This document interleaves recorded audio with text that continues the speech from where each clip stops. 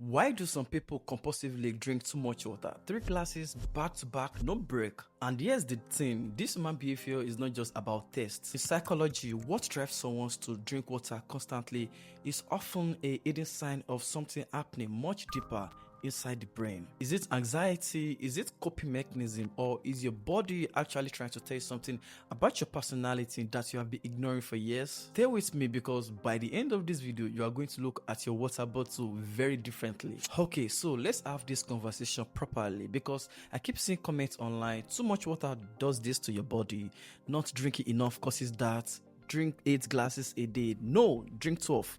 No, just drink when you are thirsty. And honestly, some of it is true, some of it is completely wrong, and some of it depends entirely on who you are, where you live, and what your brain is actually doing. So stay with me, let's sort it out together properly. But before that, don't forget to hit the subscribe button and turn on the notification bell so you don't miss my next video. And trust me, you won't be disappointed. First things first, let's understand what water is actually doing inside your body because that is always the starting point.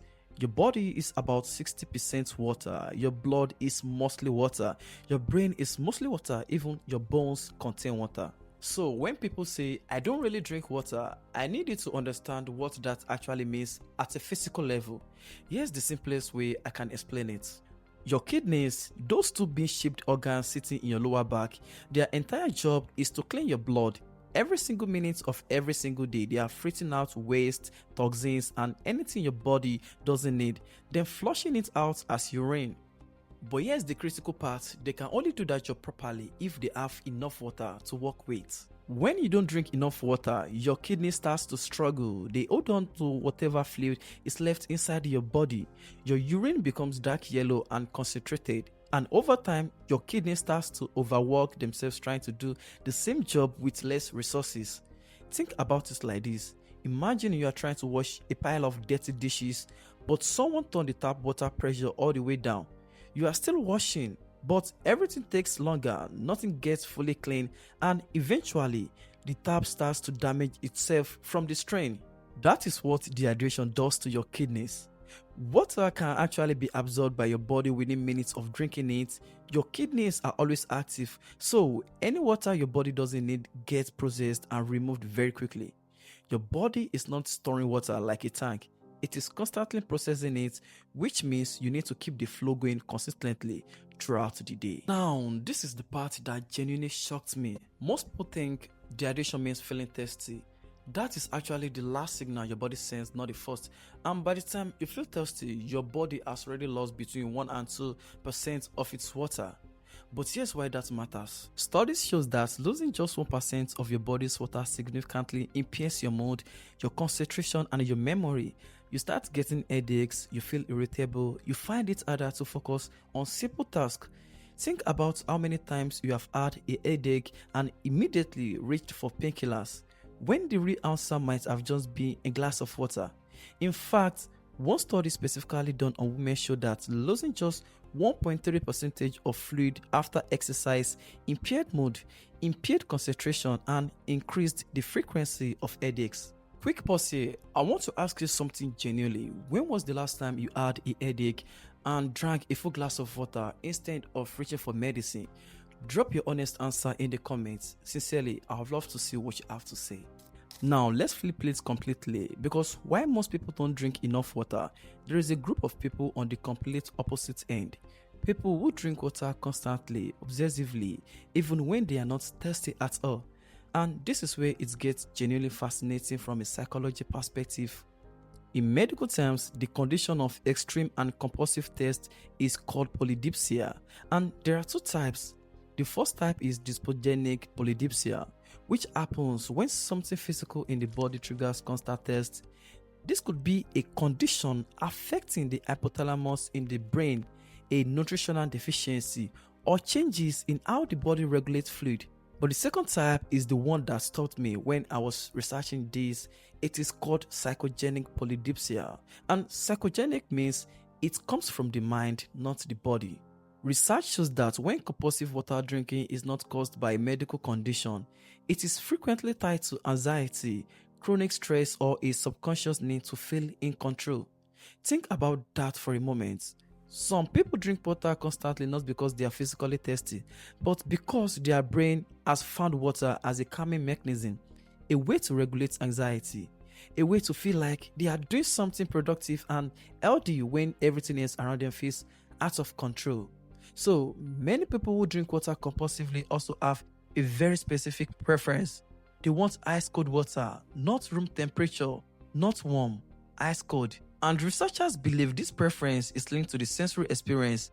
The shock of cold water gives the nervous system a brief reset, a tiny moment of physical sensation that interrupts the anxiety loop.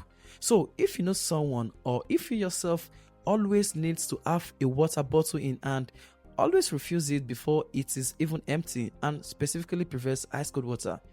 It may not just be a hydration habit, it may be your brain way of managing something deeper. Now, here's something that will genuinely surprise most people. Drinking too much water can actually send you to the other side. I know that sounds extreme, but stay with me. There's a condition called hypothermia, and it is often called water intoxication or water poisoning. Here's what happens when you drink an excessive amount of water in a short period of time. The sodium levels in your body becomes dangerously diluted. Sodium is an electrolyte and it is responsible for regulating the amount of water in around your cells. When sodium drops too low, your cells start to swell, and when the cells in your brain start to swell, that is when things become life-threatening. The symptoms are mild: headache, fatigue, irritability, and muscle weaknesses. But if it progresses, confusion, seizure, loss of consciousness, and in extreme cases, death. Now, before you panic, this does not happen from drinking a normal amount of water throughout the day. This typically happens when someone drinks an extremely large volume of water very rapidly. It has been recorded in endurance athletes who overhydrate during long distance events.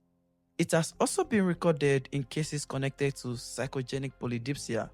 The point is this: water is essential, but more water is not always better water. Your body has a balance it needs to maintain, and pushing that balance either direction too much or too little creates serious problems. Now, here's something that most online water content never covers properly. Where you live changes everything about how much water your body needs. If you are watching this from somewhere else, Nigeria, Ghana, the Middle East, anywhere in tropical Africa, your body is losing water through sweat constantly. Even when you are sitting still, even when you are just walking from your car to a building. And sweating doesn't just lose water, it loses electrolytes too. Which means drinking plain water alone sometimes is not enough to replace what your body lost. That is why people in hot climates can still feel tired and unfocused even when they drink it regularly, because the balance of sodium and minerals in the body has been disrupted. Now, here's the part that surprised me for people watching from the UK, Canada, Germany, or anywhere cold. Cold weather reduces your perception of thirst. Your body sends fever test signals when the temperature drops, so you genuinely feel less to drink water. But here's the reality: your body is actually using more energy in cold weather to regulate your temperature, which means you are burning more calories and using more water at the exact same time that your brain is telling you you don't need any. Cold air pulls water out of your body every time you breathe. You can literally see this on a cold day when you breathe out and see the mist. That mist is water leaving your body. And then there is air conditioning. Whether you are in Lagos with the AC on full blast or in London with central heating running all winter, air conditioning and indoor heating both remove moisture from the air around you, which slowly pulls water from your skin and your airways without you feeling it happening. In fact, studies show that people who spend most of their time in air-conditioned buildings have more respiratory problems, more headaches, and more skin dryness than people who work in naturally ventilated spaces. So, regardless of where you are in the world, dehydration is working against you. It just does it differently depending on your environment. Okay, let me clear up one of the most common misconceptions about water, because I hear some people say, I don't drink plain water, but I drink coffee juice all day. Does that count? The answer is yes, partially. In fact, research suggests that on average food accounts for about 20% of people's daily fluid intake without them even thinking about it. So the strict idea that you need to drink 8 glasses of pure water every single day or you are failing at hydration, that is not entirely accurate.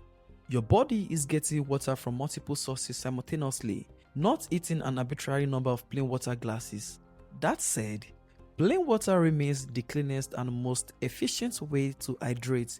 No sugar, no additives, nothing for your body to process before it can use the fluid. Now, I want to hear from you. After everything in this video, do you think you drink enough water or do you think you drink too much water? Again, drop it in the comments. I read everything and I'm going to respond to as many as possible. And if this video gave you something, do well to share it with someone that needs to hear it. And before you go, don't forget to hit the subscribe button and hit the bell icon so you don't miss my next video. And trust me, you won't be disappointed.